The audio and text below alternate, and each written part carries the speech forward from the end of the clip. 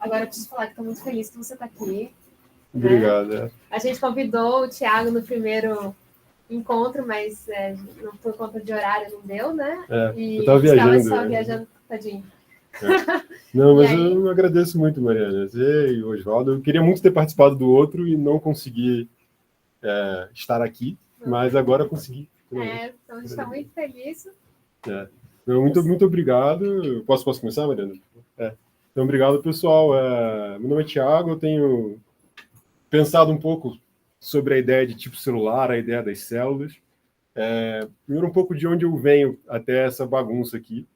E como o Felipe falou de complexidade, é uma coisa disputada. Tipo celular deveria ser bem mais disputado do que é. Então, a minha ideia, talvez, aqui é trazer um pouco porque que eu acho que isso está muito menos resolvido do que me foi ensinado há alguns anos atrás.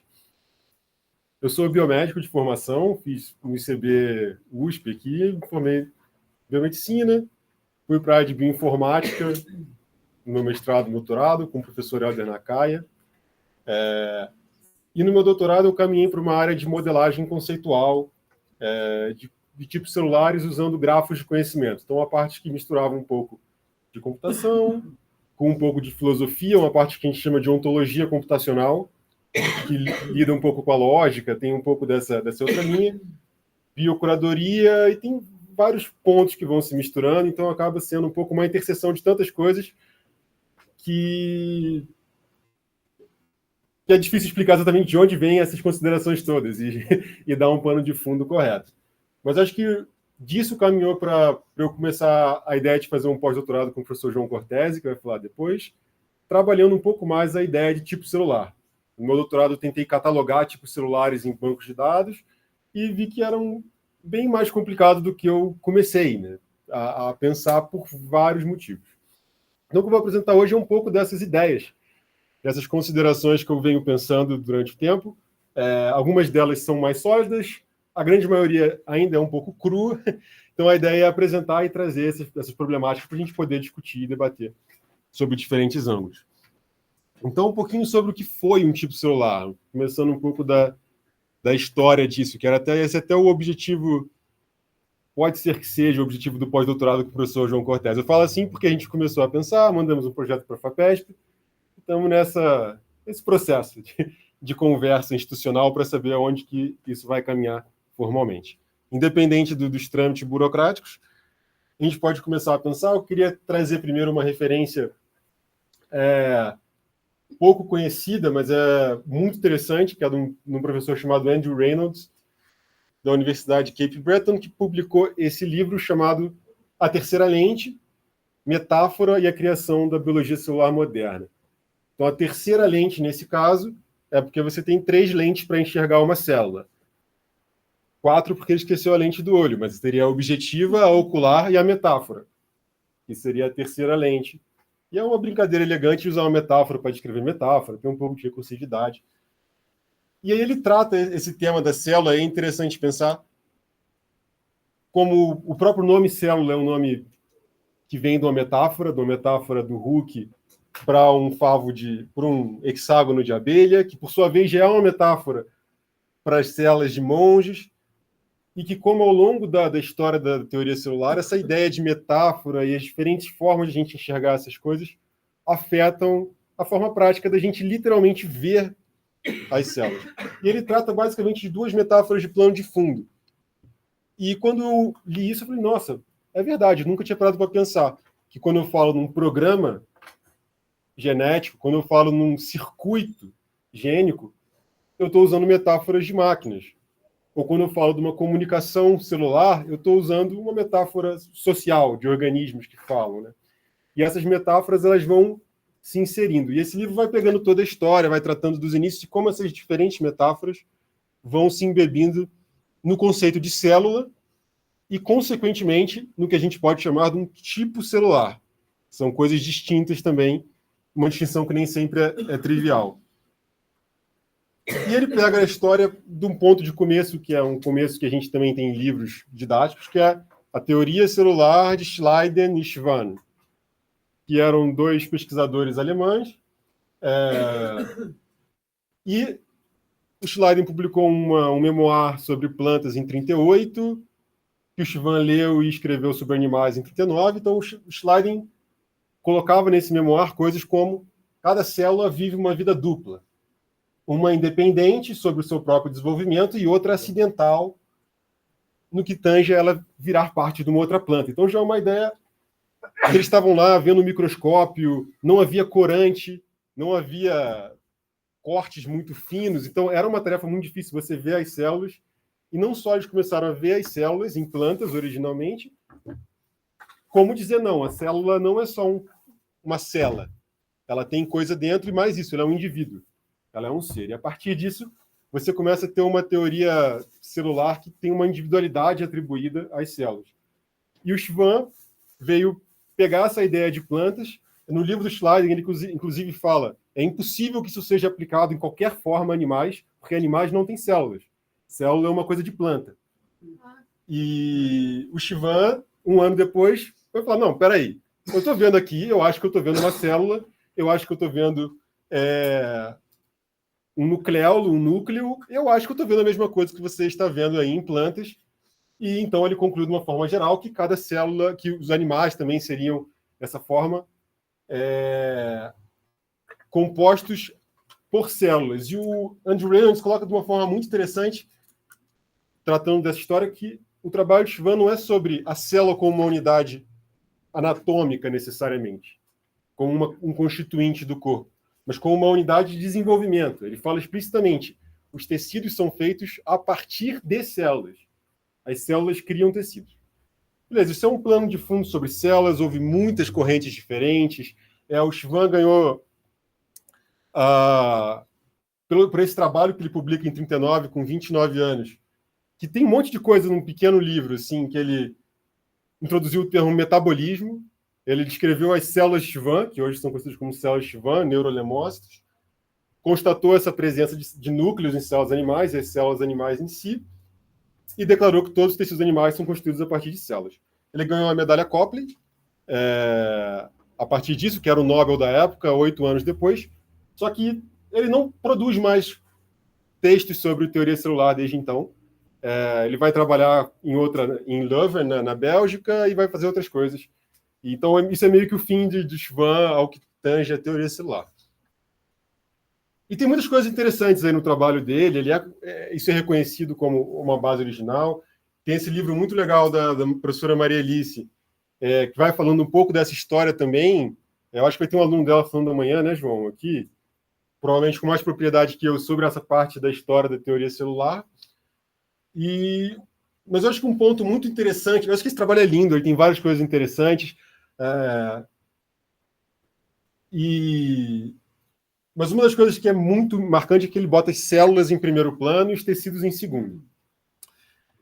E o que isso tem a ver com tipos celulares? É que nesse primeiro trabalho, ele coloca várias pranchas nas quais ele desenha certas formas de células que ele está vendo.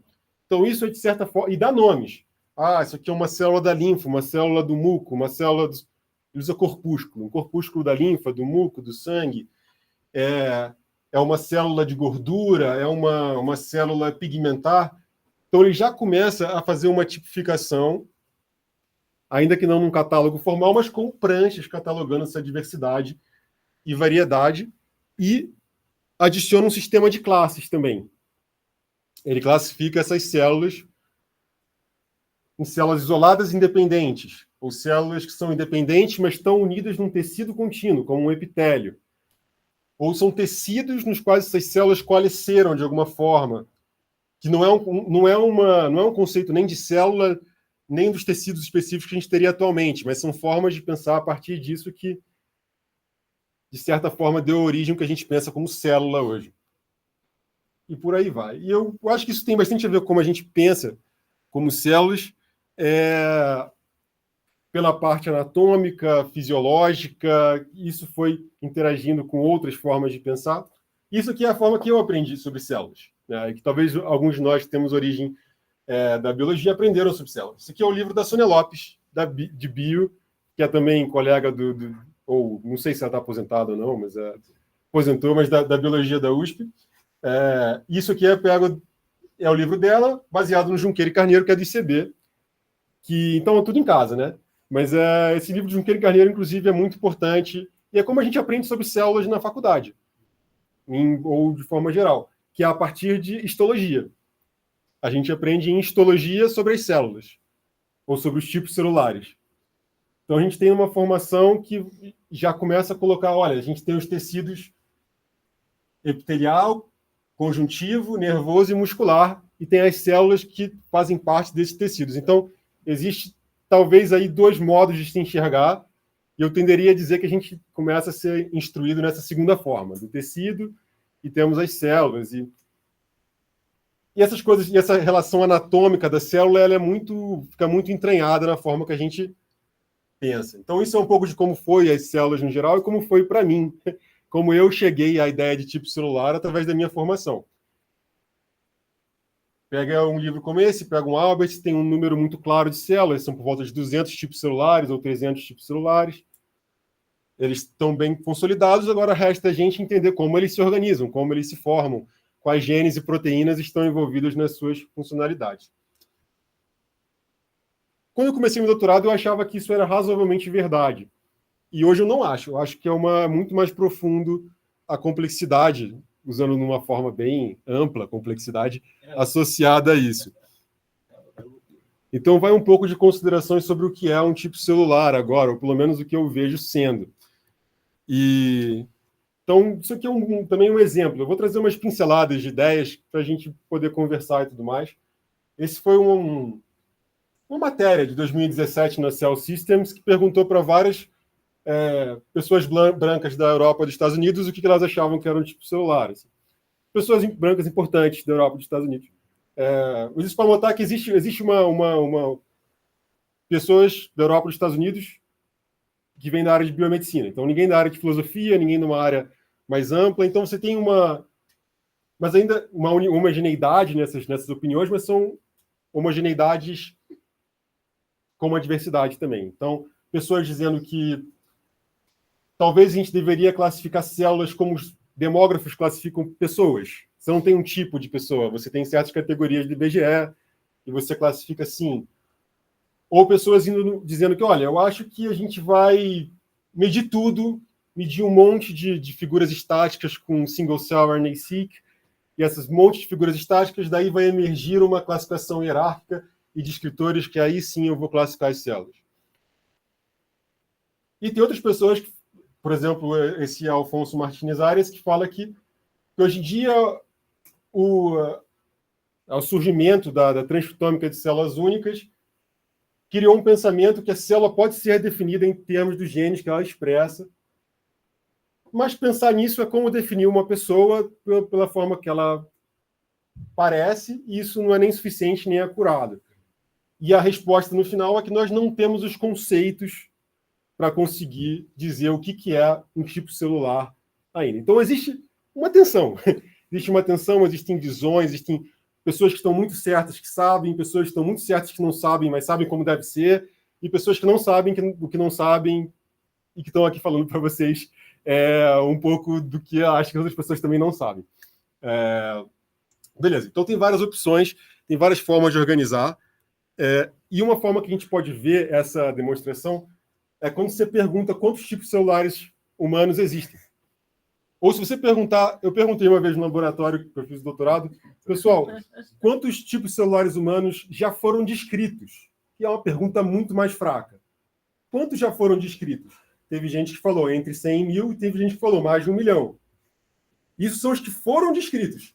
Então, se a gente vai pensar nos que existem, a gente tem respostas que variam do ChatGPT falando 200, que é a resposta do livro, até o Geometric, que trabalha com RNAs e falando, não, tem 80 trilhões, existem 80 trilhões de células ao longo do desenvolvimento humano, cada uma é um tipo específico, e você poderia dizer que tem muito mais. Um corpo humano tem, em média, o número do humano médio são 37 trilhões de células, são 8 bilhões de pessoas, tem várias espécies também, tem várias células distintas. Se você vai multiplicando tudo isso, isso que é um tipo, uma tipologia disso, a menos que você tenha uma coisa um pouco mais aprofundada, você não tem uma resposta desse número. E isso é importante de algumas formas práticas também. Então, o Human Cell Atlas é um projeto que ele visa catalogar pelo que ele diz, todas as células humanas. Provavelmente não são todas as células humanas, provavelmente todos os tipos de células, mas ainda assim não existe uma estimativa. Eu fui lá a Toronto, conversei com a Vivi, que é super pesquisadora. São todas pessoas muito capazes, isso vale a pena notar. E ela deu a melhor resposta que eu ouvi, que é não temos uma estimativa. Não, mas por favor, fala, você acha que é assim, 1.000 ou 1 milhão? Não, a gente não vai dizer. A gente não tem essa resposta. O que mostra, assim, se eu pergunto para vocês quantos genes humanos existem mais ou menos, vocês vão provavelmente concordar numa ordem de grandeza. Entre 10 e 100 mil ali, não vai ter 5, não vai ter 5 bilhões. Alguma coisa nessa ordem. Então, existe uma situação, né? E os argumentos nem sempre são filosoficamente muito aprofundados. Então, esse artigo que trata a célula como uma sacolinha de RNA, ele é um pesquisador super importante, o chefe de ciência do CZI, da Chan Zuckerberg Initiative. E o argumento dele é: os biólogos são bons em observar, e nos últimos 200 anos, eles viram por volta de 300 células, e me parece impossível que eles tenham perdido 95% das células. Então, o limite máximo teórico para células que existem é 6.000.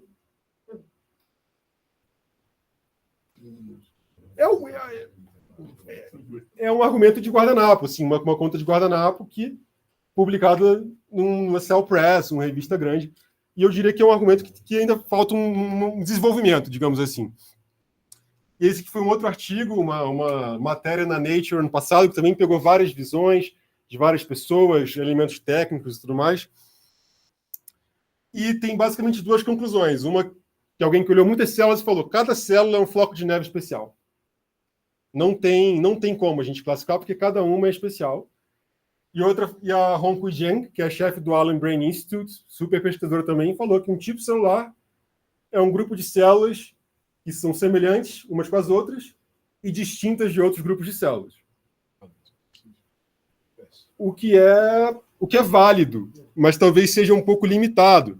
Né? Um tipo de X é um grupo de X que parece mais... É quase a definição de um tipo, né? Um tipo de cadeira são cadeiras que são mais semelhantes entre si do que outros grupos de cadeiras. E eu me lembrou, não sei se vocês chegaram a ver já esse texto do Jorge Luiz Borges, que é o idioma analítico de John Wilkins, e que é exatamente maravilhoso, que ele fala que encontrou-se uma enciclopédia que dividia os animais em 14 categorias, né? Os que pertencem ao imperador, os que estão embalsamados, os que foram amestrados, os leitões, as sereias, os fabulosos, os cães vira-latas, os que estão nessa classificação, os que se agitam feito loucos, os inumeráveis, os desenhados com pincel finíssimo de camelo, etc., os que acabaram de quebrar o vaso e os que de longe parecem moscas. Então, eu sinto que a classificação de tipo celular hoje é bem mais perto com isso, assim. No geral, são tipos. São grupos de X que são mais parecidos entre si, né? Colocados de uma forma absolutamente genial sobre o limite de tipologias. E aí eu fiquei pensando um pouco, isso tudo são coisas que eu fui pensando. Então, por exemplo, você pode pensar num tipo de átomo. Ok, tem vários tipos de átomo, mas você pode pensar num elemento químico. Então, você cria uma regra, você consegue estruturar um pouco melhor o que é essa tipologia. Você pode falar num tipo de animal, você tem os voadores, você tem os que nadam, você tem os que correm. Ou você pode falar numa espécie. Não que isso não tenha conflitos, né? Isso tem conflitos. Mas talvez se eu fosse querer dizer todos os tipos de animais, eu tivesse um problema maior do que dizer todas as espécies de animais. Ou você pode falar em tipos de carro. Tem os carros vermelhos, tem os velhos, tem os meus, não sei, o meu dividido, enfim. Mas e tem os modelos comerciais, né?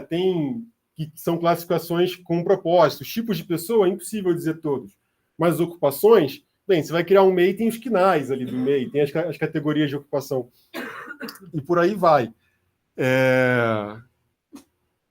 Você tem tipos de estrelas, você vai ter as classes espectrais. Para mim, tipo de célula, talvez a gente precise de um pulo aí ainda para dizer, beleza, o que a gente quer dizer com tipo de célula? Qual refinamento? Tudo bem? Tudo certo. Ah, legal. Então, aqui vai umas considerações sobre o que pode ser, né, esse levantamento de tudo assim. E eu não tenho essa resposta, né? Eu acho que tem muitas coisas interessantes para pensar. E como eu não sei exatamente o que eu vou fazer no futuro, eu estou vendo com o João, o nosso projeto FAPESP foi negado, a gente já considerou, foi negado de novo, eu estou vendo como me sustentar, estou vendo tudo isso, eu não sei o quanto que eu vou poder desenvolver essas ideias. Isso é uma forma de dizer que eu trouxe ideias muito cruas para vocês, então, primeiro, pedir desculpas, e segundo, ter essa muleta para dizer que são ideias que ainda estão sendo trabalhadas e que, por isso, elas são muito criticáveis, mas críticas são muito bem-vindas também. Então, para mim, um avanço nessa bagunça de tipificação de tipo celular vem primeiro de entender essas lentes técnicas, as experimentações, os métodos, a histologia, a transitômica e as lentes históricas também. Então, as pessoas, os fatores, as correntes de pensamento que levaram a gente a entender a célula como a gente entende hoje, ou como cada um entende a célula como hoje. Para mim, vem de buscar essas teorias fora da experimentação. Então, eu não acho que se você usar apenas a experimentação, você pode chegar numa teoria ou num catálogo completo de tipos celulares. Um pouco por esses problemas que eu apontei anteriormente, né? Você pode criar infinitas classificações a partir da experimentação. A experimentação é muito rica, dá muita coisa, dá muita informação, dá muito avanço, mas, para mim, resolver o que é um tipo ou o que não é, isso está fora da experimentação e talvez no campo da filosofia. E, para mim, não só da filosofia, mas vem também de construir metáforas alternativas para, pelo menos, colocar a gente pensando de outras formas sobre essas células e tentar mexer um pouco nessas coisas que foram assinadas dentro da nossa cabeça ao longo do tempo, que não estão errados, mas têm limitações que eu espero ter deixado claro os tipos de limitação encontrados. E um conceito que eu acho especialmente interessante nisso, que o Andrew Reynolds traz no livro, tem outros trabalhos interessantes, é de um considerado pai da fisiologia das plantas, que é o Julius Sachs, que ele propôs cedo, 1892, a troca desse conceito estrutural morfológico da célula, que é o conceito que a gente tem, mais ou menos, por um conceito mais dinâmico e fisiológico, chamado Energide, ou Energide, não existe tradução para português, que denotaria um núcleo e essa região de citoplasma em volta que ele controla. Claro que a ideia de núcleo e a ideia de citoplasma em 1892 era um pouco diferente da que a gente tem hoje, mas ainda se vale, né? Tem pesquisadores que traduziram ele e falam que dessa forma, de certa forma, se você olhar, né, de certa forma, ele poderia estar aludindo o que a gente hoje entende como um RNA mensageiro, as estruturas adicionais em volta do núcleo, essas estruturas de controle que expandem o núcleo um pouco mais. E ele comenta, o Andrew Reynolds, que se esse termo ENERD tivesse pegado, é muito difícil de bancar o termo célula, beleza? Muita gente tentou, porque o termo célula é ruim. As células não são pedaços ocos vazios. E desde o início do século XX, dizem que esse termo é ruim, mas que não dá para mudar porque nenhum outro pegou. Então, isso vem sendo há muito tempo, né? Mas ele considerou que, se por acaso tivesse pego esse termo ENERD, poderia ter resultado com uma compreensão de organismos talvez diferente, talvez menos automística, talvez de uma outra forma. E tem trabalhos modernos que reinterpretam essa ideia, como essa ideia de uma célula como um cell body elemental, que não é o corpo celular tradicional, mas uma estrutura menor que a célula, mas com os atributos básicos de uma entidade viva. Então, você pode pensar, por exemplo, num organismo multinucleado. Ele não seria um organismo unicelular, ele seria um organismo multienérgido. Assim. Ele teria várias pequenas unidades vivas dentro dele, que por acaso não estão separadas por barreiras lipídicas, mas são unidades que você pode compreender como independentes. Então, tem correntes mais modernas sobre isso, que conectam os avanços de biologia molecular com isso, e teve uma tradução desse artigo do Júlio Sachs original, em 2022, e comentários. Então, quem quiser olhar essa ideia da ENERD, tem uns caminhos. Eu, pessoalmente, gosto bastante. Eu acho que ela resolve uns problemas. No meu mundo de anotação de dados, eu trabalhava com um projeto chamado Cell Ontology, que ele dá identificadores para tipos celulares, E uma vez a gente teve um pedido de uma pessoa, falou, olha, a gente trabalha com músculo. E esse músculo tem 2 núcleos. Tem um que fica do lado da junção neuromuscular e o outro está lá no outro ponto. Eles são bem diferentes. A gente quer anotar como tipos de células diferentes. E foi impossível. Porque não são células diferentes. É uma célula só. Você tem que ir lá para o pessoal que organiza núcleo e classificar como assim. Você tem um núcleo bilobulado, trilobulado, você tem o núcleo da junção neuromuscular e tem o núcleo do... Isso me pegou, cara, porque eu acho que tem um problema aí, sabe? Você tem dificuldades práticas de anotação, porque a teoria não comporta a unidade da vida não ser a célula, ser um núcleo. E agora vem para a parte mais experimental, assim, que para mim a ideia de tipo tem problema, a ideia de tipo, como eu mostrei, tem problema, para mim a ideia de célula tem problema. Então, para mim, a ideia de tipo de célula está bem perdida. Pelo menos, assim, ela está perdida, ela tem muitos elementos positivos e muitos trabalhos positivos. Mas eu tentei uma outra ideia, assim, e isso aí é muito experimental, por isso tem um negócio vermelho e amarelo grande ali, que eu fiquei pensando, será que eu trago isso? Vou trazer, porque talvez eu não possa trabalhar mais isso. Vai que alguém rouba a minha ideia e faz isso aí depois. Então, na esperança que alguém me roube aqui, né? Então, para mim, eu vou ler, porque eu fiquei um tempo trabalhando nesses textos, mas o genoma, num sentido amplo de genoma, codificaria compromissos para a execução de certos processos biológicos microscópicos. E que esses compromissos em si seriam decorrência lógica da estrutura informacional do genoma. O genoma, ele codifica esses compromissos. E, além de compromissos, ele codifica contratos, que eles combinariam esses compromissos de certas execução de certos processos, com termos pelos quais as células, ou no caso as enérgides, adquiririam esses contratos, esses compromissos, e trocariam por outros compromissos. Então, é um modelo que pensa no núcleo, na enérgide, assumindo um compromisso de fazer alguma coisa. Então, por exemplo, um fibroblasto, ele é um fibroblasto não porque ele tem uma certa aparência, nem porque ele tem um certo marcador, nem porque ele tem uma certa função, num sentido amplo de função, mas porque ele tem uma enérgica que assumiu certos compromissos. Ela está comprometida a produzir colágeno, ela está comprometida a responder a fatores de crescimento fibroblástico, ela está comprometida a não fazer hemoglobina, ela está comprometida a várias coisas positivamente e negativamente. E para mim isso traduz um pouco melhor, é uma outra forma de ver a mesma coisa, né, de tipos celulares, só que em vez de ver a morfologia, ver aí por fora, estou tentando ver, claro, antropomorfizando, usando metáforas diferentes, mas eu acho que a coisa do contrato, ela junta um pouco a metáfora da máquina e a metáfora do organismo e tenta tornar o organismo como máquina e você consegue achar coisas interessantes. Aí eu acho que, de certa forma, a morfologia das células estereotipada, que o Schwann classificou, que a gente classifica, ela decorre desses compromissos que a enérgide toma, ela vai se capacitando para a execução de certos compromissos que ela toma e o ambiente influencia, e aí você tem certas formas. E eu acho que os processos biológicos em si, se você pensar microscopicamente, produção de certos neurotransmissores, ou eles são enormes, tem uma complexidade... 5 minutos, perfeito. Uma complexidade combinatória associada a isso, que não é trivial, mas eu acho que eles são, em tese, finitos e contáveis e catalogáveis. Então, eu acho que você poderia dizer todos os processos que um determinado zigoto, um determinado conteúdo informacional de um zigoto, poderia ser capaz de executar. Muito difícil, um número grande, mais finito. Dá uma finitude, diferente dos tipos, que podem ser amestrados, os que estão aqui, os que não estão aqui. E eu acho que, de certa forma,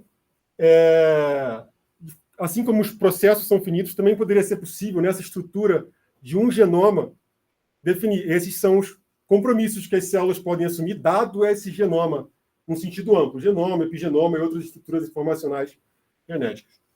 E eu acho, consequentemente, um genoma de referência, que a gente usa em bioinformática, poderia também ser associado a um catálogo de referência de compromissos e contratos que as enérgicas podem assumir. Eu acho que essa, de certa forma, um desenvolvimento dessas enérgicas que vão se duplicando, vão se assumindo esses contratos, esses contratos levam, talvez de forma emergente, a um encadeamento desses posicionamentos, desses lugares, isso leva à distribuição do organismo, E aí você pode pensar que em organismos sexuados, se você tem 2 genomas compatíveis, você precisa de uma compatibilidade de contratos que são potenciais no organismo serem gerado. Como eu falei, isso é tudo muito experimental, são ideias que me deram um pouco mais de caminho do que dos tipos de célula em si. Como eu falei, eu não estou exatamente... Eu estou no IBUSP com o João, mas eu não tenho exatamente um vínculo de pós-doc, eu estou vendo como me sustentar, como pagar a creche da filha, essas coisas. Então, estou desenvolvendo esse pensamento em tempo parcial. Eu ainda tenho muito a aprofundar, conversar, avaliar, exemplificar. Talvez algum dia eu consiga um tempo maior para fazer um aprofundamento metodológico mais formal e talvez desenvolver alguma estrutura computacional que dialogue com minha formação de bioinformata, de biocurador, tentando dar uma simplificada e especificada em alguma dessas ideias. Mas é basicamente isso. Eu espero que eu tenha conseguido trazer um pouco da minha confusão em relação a tudo isso e que, de certa forma, tenha despertado algumas perguntas relacionadas a esse tema. Agradeço de novo ao Joaldo e a Mariana pelo convite e a todo mundo pela presença. Valeu, obrigado.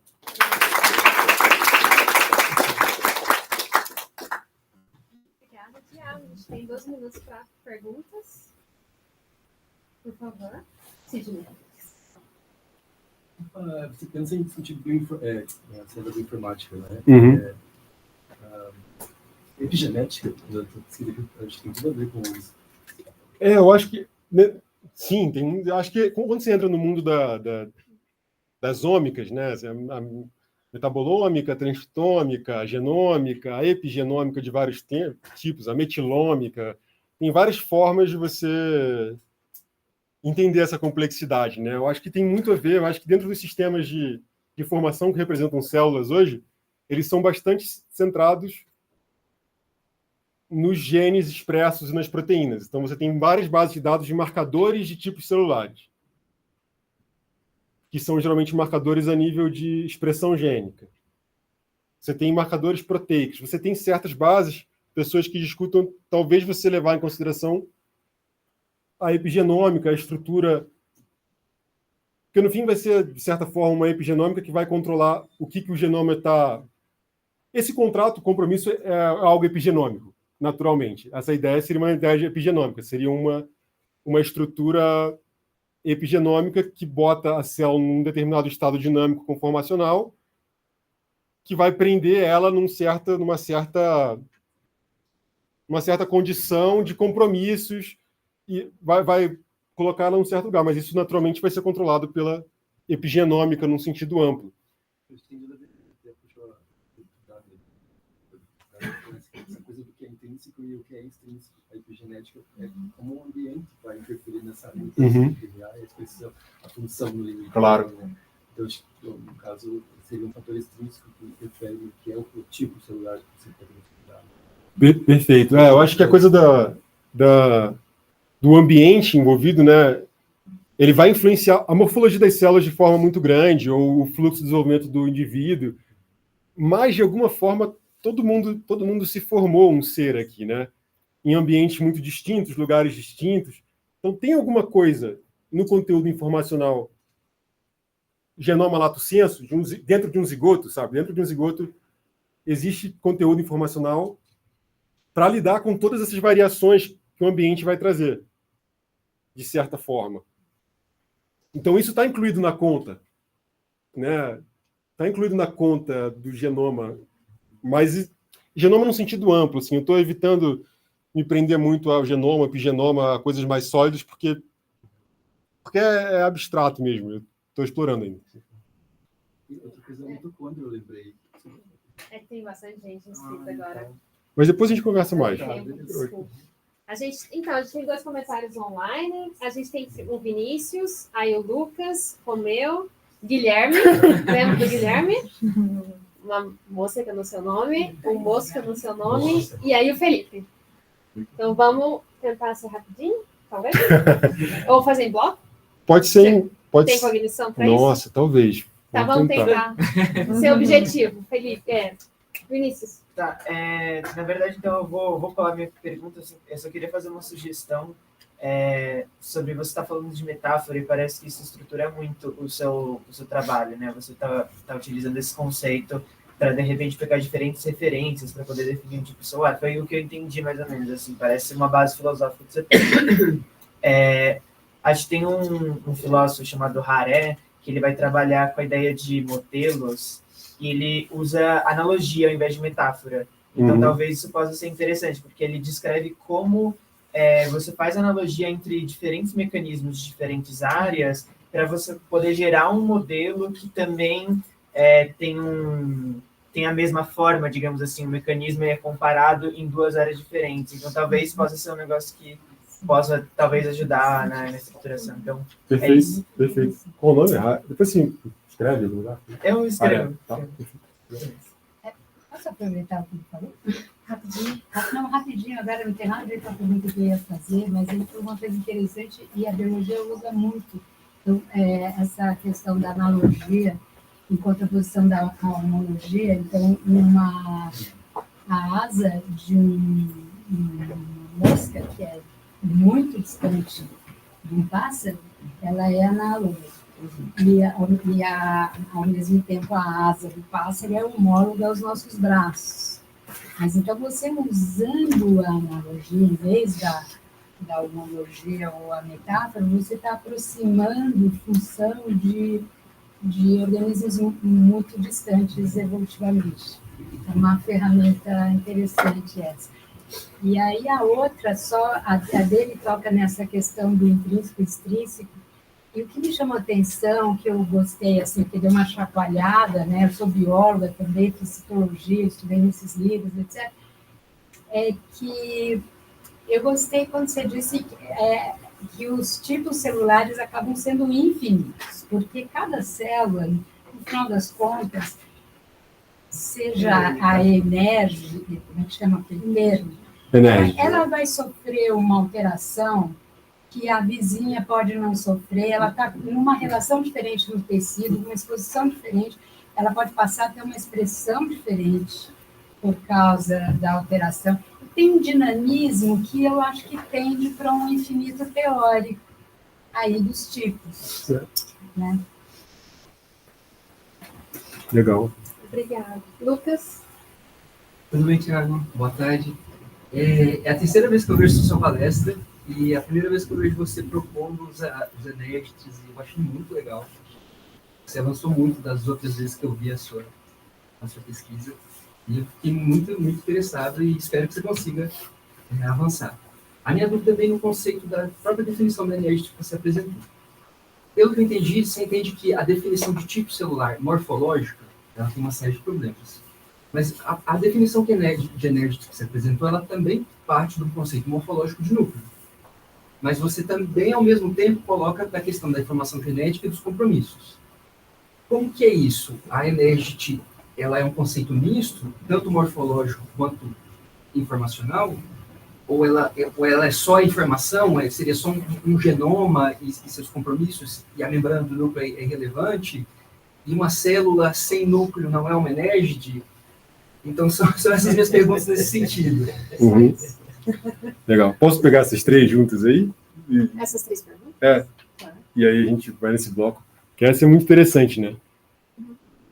Energy não tem uma definição. Então, a primeira resposta é quase uma provocação. Assim. O conceito de 1892, o núcleo hoje não é o núcleo de 1892. A ideia é completamente diferente. Isso precisa ser mais especificado. Mas a minha ideia é algo como o núcleo e o sistema informacional ali. E você não vai classificar o núcleo por sua morfologia.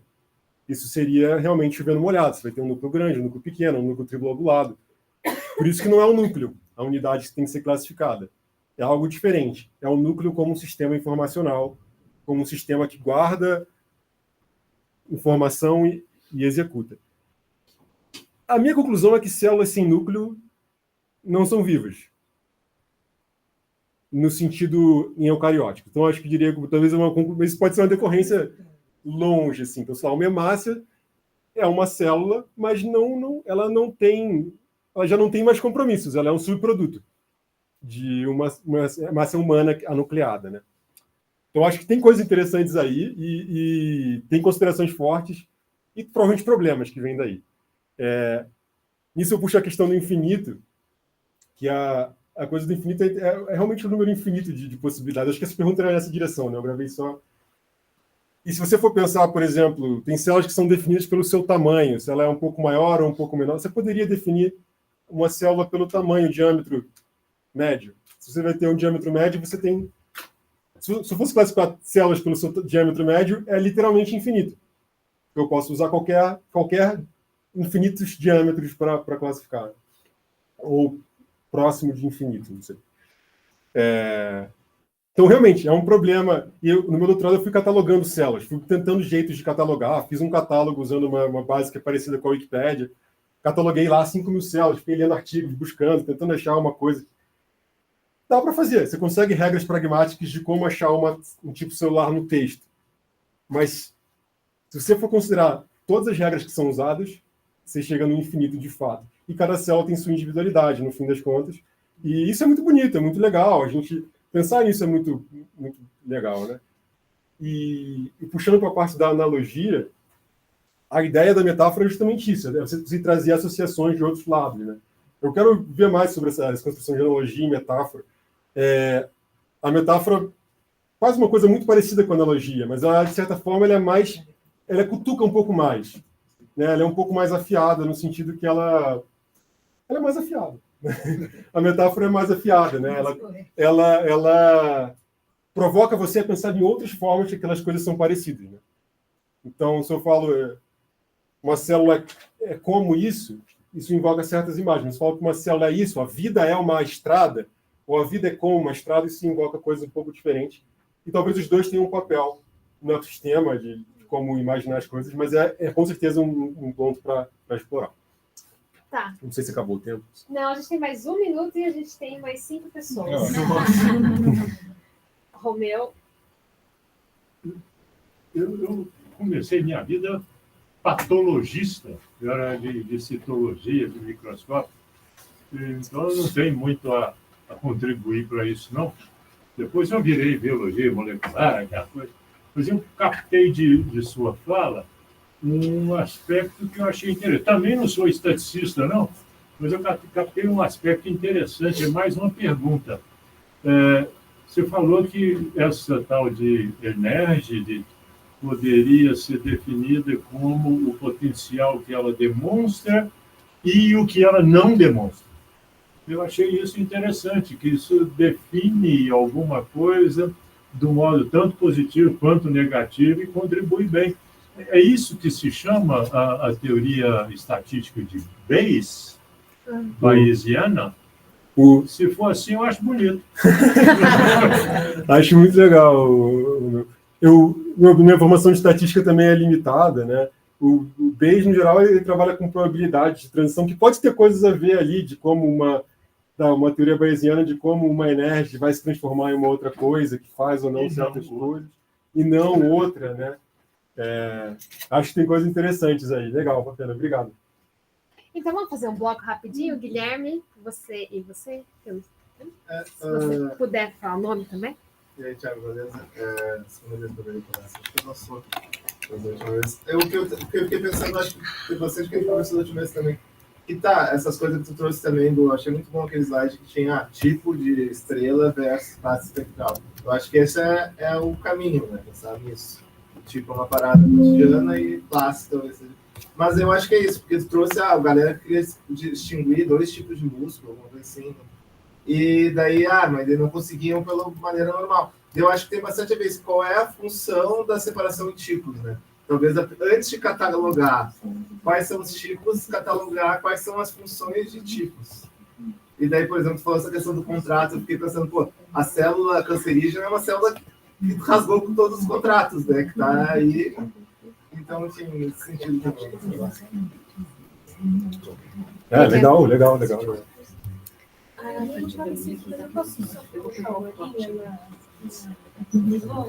Rapidinho. Você pode ajudar se nessa sua classificação te ocorreu algo sobre a escala da célula, assim, tipo células tronco que fazem outras células, uma progenitora, célula diferenciada dá uma célula, se ela não gera outra célula? Legal. Pode. Eu mesmo querendo curiosidade, na verdade. Tipo, eu queria saber se você chegou a pensar em células fora do contexto animal. Então, por exemplo, as células do parênquima de uma planta, por exemplo, que não se separam totalmente, elas são basicamente exercícios, ou células de organismos unicelulares. E um pouquinho mais a fundo ainda, como que isso pode conversar com o conceito de espécie de organismos unicelulares também. Eu queria saber se você chegou a pensar em Legal. Acho que eu não consigo mais 3 num pacote só. É muito interessante. A minha formação é biomédica, então vem da biologia humana. Então tem uma limitação quando eu começo a pensar em outras plantas, em outros seres, como plantas e enfim. Mas muito dos desenvolvimentos dessa área vem de plantas, né? O Schleiden era de plantas, o pessoal que traduziu as Enérgides é de plantas, o Carl Nicholas de Cornell. Tem um artigo muito bom que se chama Cell Types as Species, Exploring the Metaphor. Recomendo fortemente, feito por um pesquisador de plantas, o Jeffrey Doyle, da Universidade de Cornell também.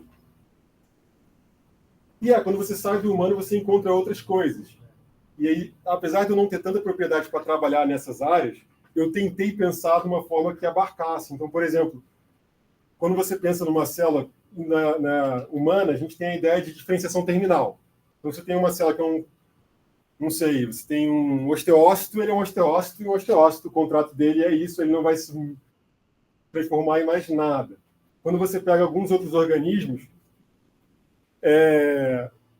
você tem um axolotl, por exemplo, quando você corta a patinha dele, as células que estão ali vão se desdiferenciar, não vão voltar para outra coisa. Então, nos contratos, digamos assim, do axolotl, teria um termo de rescisão, no qual ele voltaria a assumir um contrato, mas então, você poderia ter um sistema de contratos que abarca um desenvolvimento se você bota um termo de adesão, rescisão e mais trocas. E a ideia da Enérgide, ela vem principalmente de organismos que são sinciciais, que você tem múltiplos núcleos em uma determinada, dentro de uma célula. Que dentro da teoria da célula-comunidade, você está perdido, você tem que criar uma outra subunidade ali dentro e, de certa forma, você está limitado a entender os diversos pontos ali que coordenam, né? Então, a ideia da Enérgide, ela vem um pouco nisso. É um conceito que ele tem que ser mais trabalhado nesse sentido. Na ideia que o Guilherme trouxe várias coisas interessantes, né? Mas a ideia do câncer, por exemplo, o que é um câncer, então? Acho que você abre um monte de coisas para pensar quando você começa a pensar nisso. O câncer seria uma célula... Bem, ela primeiro tem um genoma diferente. Ela teve um processo de mudança, que ela vai estar seguindo uma gama de contratos diferentes do zigoto. Então, e esses contratos talvez estejam incompatíveis com os maiores. Então, tem várias possibilidades aí, quando você vai começando a entrar nesses detalhes, mas eu acho que esses detalhes que acabam refinando. Eu acho que a coisa de você avançar, pensar não só em células terminalmente diferenciadas, mas no desenvolvimento, pensar em condições patológicas, pensar em outros organismos, eu acho que isso, de certa forma, pode propiciar a uma teoria, provavelmente não essa, mas alguma teoria mais robusta da ideia de classificação da unidade da vida, se fizer sentido. Bem rapidinho. Super rápido. Tá. Não é uma pergunta, é só um comentário. Tá. Só uma sugestão, caso te interesse. Tem uma teoria da educação. Eu acho que ela é derivada de uma teoria mais da filosofia. O pessoal da filosofia me corrige se eu estiver errado, eu acho que é do Hegel, que é uma teoria de conhecimento circular. No sentido de que, por exemplo, todo conhecimento resulta nele mesmo após um longo processo. Eu já vi esse exemplo sendo falado, por exemplo, da matemática. Então, você parte de número para chegar em contas, para chegar em equações, e no fim das contas, só no finalzão você vai entender o que era número em primeiro lugar.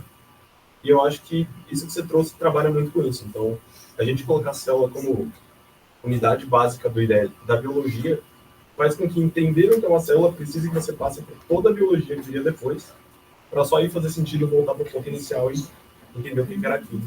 Então, talvez interesse nesse caminho.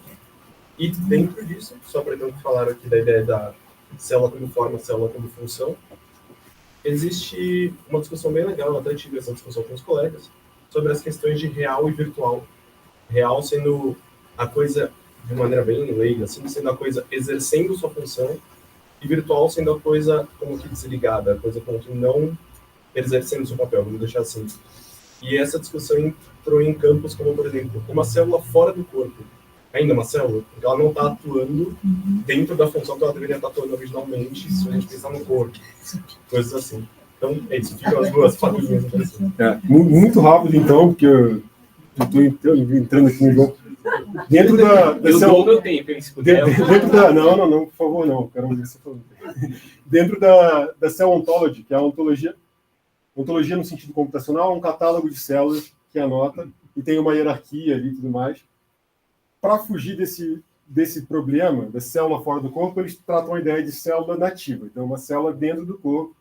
E o que está fora do corpo a gente nem vai tocar nesse assunto. Né? E aí tem vários. E aí você tem o conceito de linhagem celular. E aí você já tem outro. E você tem um conceito de uma célula de linhagem celular. Então, você consegue, se você for aprofundando em termos de tipologia, você consegue ir fundo.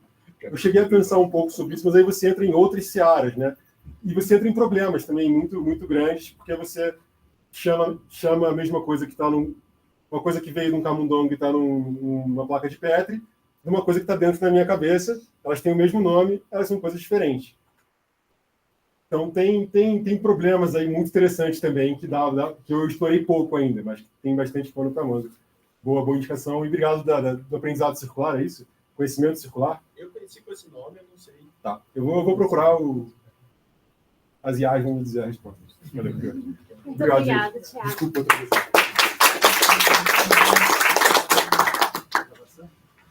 Agora são... A gente está...